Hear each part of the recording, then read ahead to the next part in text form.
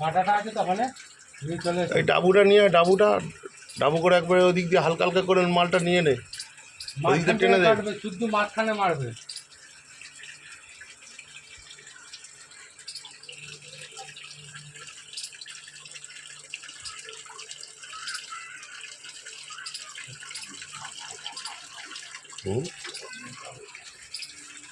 অনেকটা টেনেছে না ওখান থেকে, তো মালটা মোটা হবে।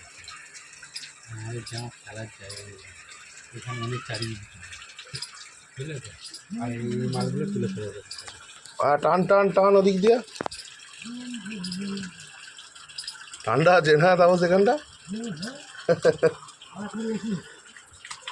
ঘাম হয়নি কিন্তু,